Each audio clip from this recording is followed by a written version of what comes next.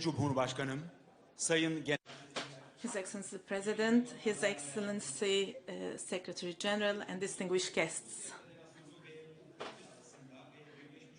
Signed between Russia and Ukraine, witnessed by Turkey and the United Nations. Welcome to the signature ceremony. Now I would like to invite His Excellency UN Secretary-General António Guterres for his remarks.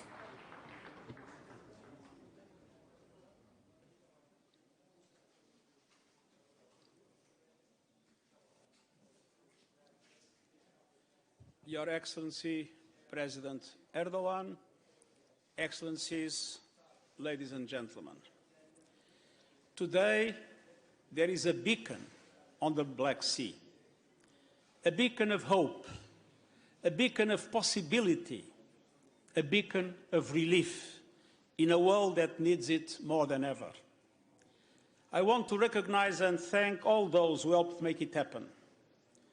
To our hosts, President Erdogan and the government of Turkey, your facilitation and persistence have been essential through every step of this process. Çok teşekkür ederim.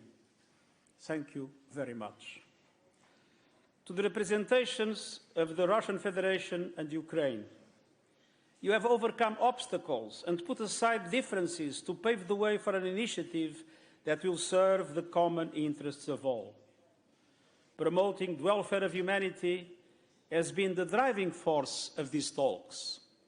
The question has not been what is good for one side or the other. The focus has been on what matters most for the people of our world. And let there be no doubt, this is an agreement for the world. It will bring relief for developing countries on the edge of bankruptcy and the most vulnerable people on the edge of famine. And it will help stabilize global food prices, which were already at record levels even before the war, a true nightmare for developing countries.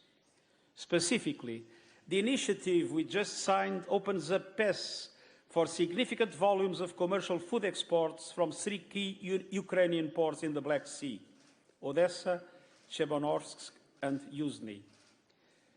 The shipment of grain and food stocks into world markets will help bridge the global food supply gap and reduce pressure on high prices. Excellencies, ladies and gentlemen, this agreement did not come easy. Since the war started, I've been highlighting that there is no solution to the global food crisis without ensuring full global access to Ukraine's food products and Russian food and fertilizers. Today, we took important steps to achieve this objective, but it has been a long road. In April, after being received by President Erdogan, I met with President Putin and President Zelensky to propose a plan for solutions, and we have been working every day since. It took immense efforts and commitment by all sides and weeks of around-the-clock negotiations. The commitment and dedication are even more vital today.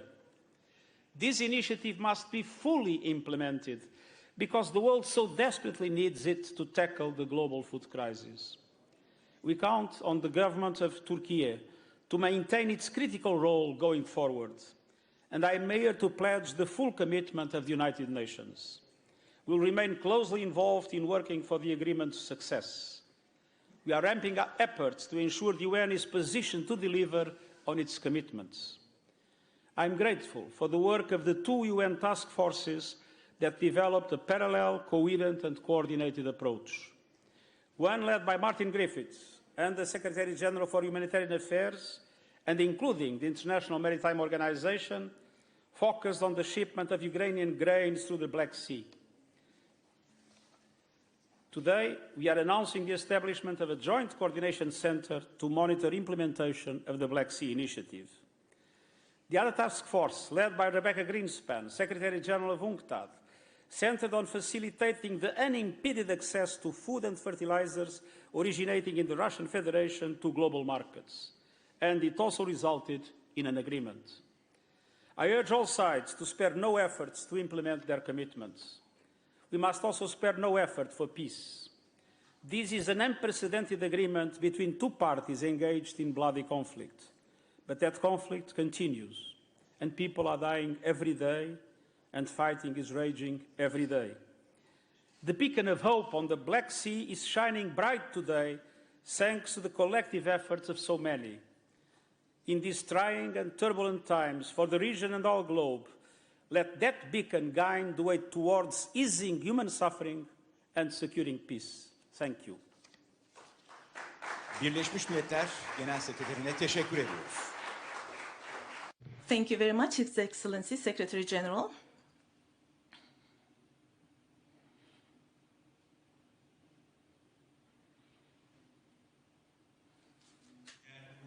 Distinguished guests, now I would like to invite to the floor His Excellency President Recep Tayyip Erdogan for his address.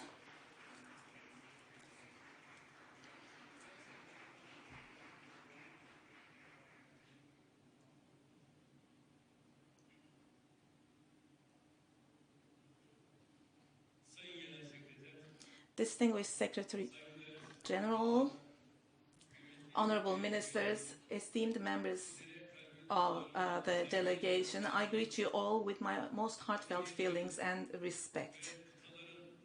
Welcome to Istanbul, the meeting point of civilizations and continents.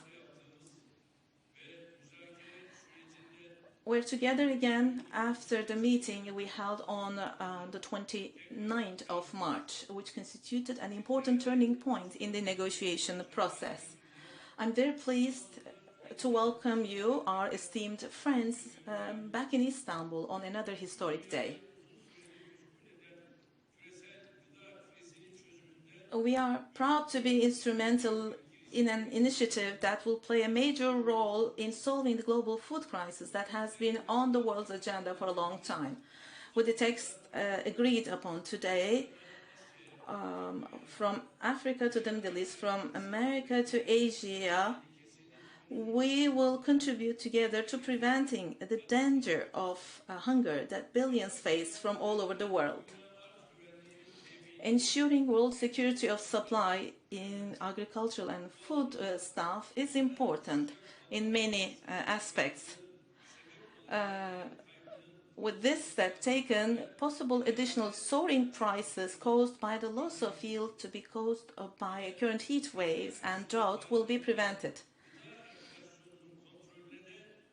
We are also helping with controlling food inflation, which has become a global problem. Of course, we did not get to this point all of a sudden. We have carried out an intensive and arduous process with the Ukrainian and Russian authorities and the United Nations authorities for the shipment of the grain waiting in Ukrainian silos through the Black Sea. We have been in constant contact with our Ukrainian and Russian counterparts throughout the whole process. We have held extensive consultations to address the expectations and allay the concerns of both countries regarding this sensitive process. The ministers of foreign affairs have made great efforts. The contributions of the Secretary-General of the United Nations, His Excellency Guterres, and his team contributed to the plan, the first draft of which was prepared by them, and that's very commendable. I would like to take this opportunity to thank His Excellency President Zelensky and His Excellency President Putin for their leadership. With the vessel traffic that will start in the coming days, we will offer a new airway for breathing from the Black Sea to many countries worldwide.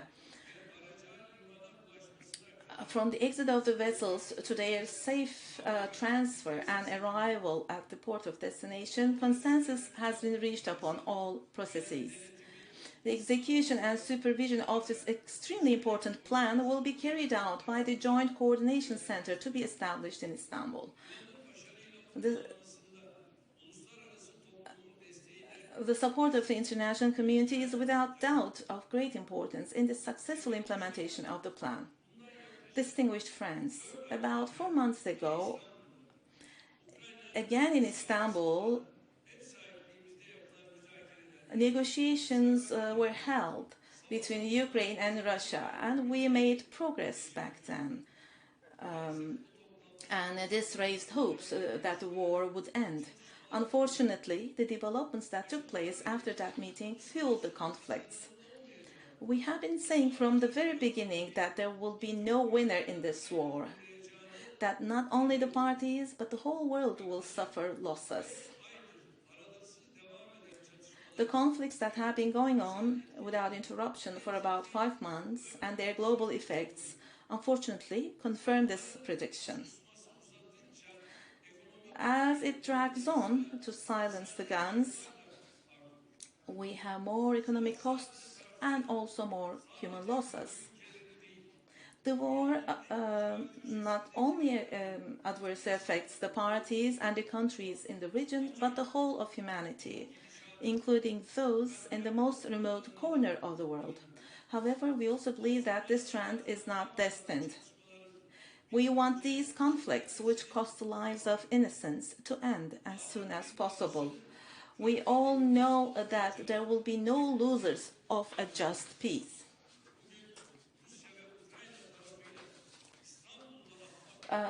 This joint step we're taking today in Istanbul, together with Russia and Ukraine, will be a new turning point that will revive the hopes for peace. This is my sincere hope. Whatever direction the developments on the field would take, the war will finally end at the negotiating table. This friendly and peaceful atmosphere that we have established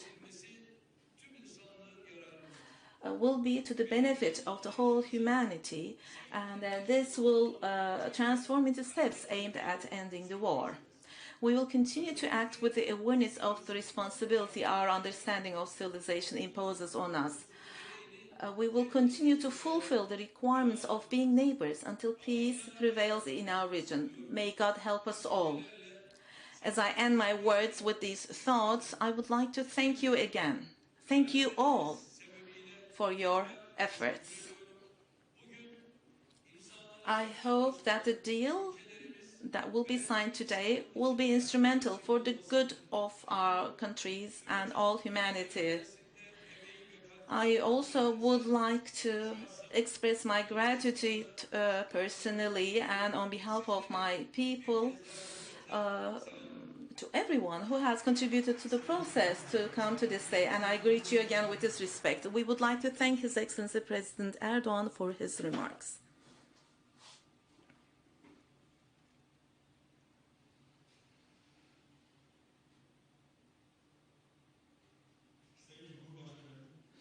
His Excellency President, His Excellency UN Secretary-General and distinguished guests.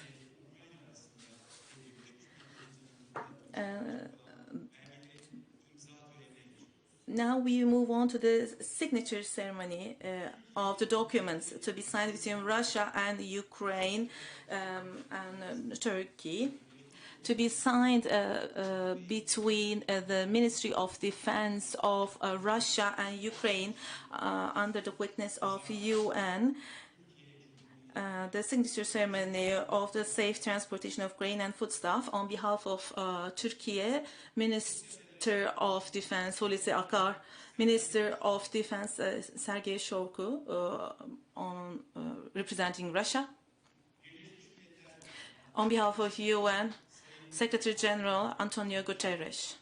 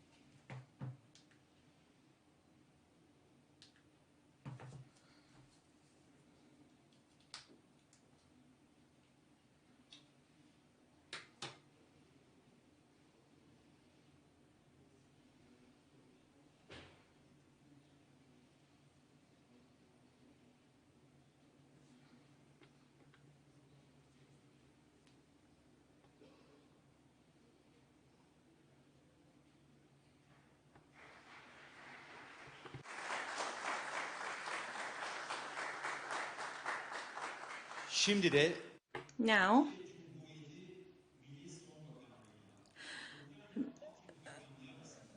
between Ministry of Defense and Ministry of Turkey and Ministry of Development of Ukraine for the safe transportation of grain foodstuffs.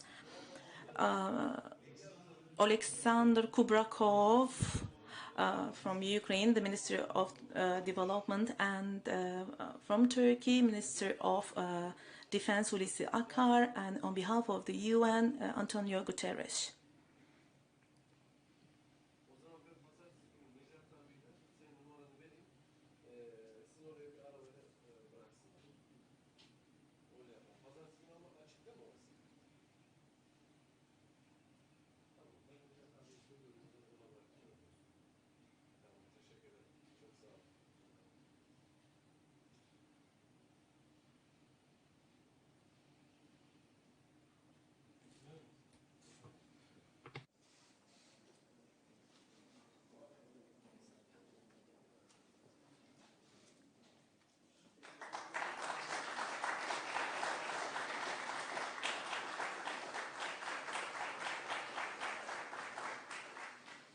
değerli konuklar, Distinguished guests,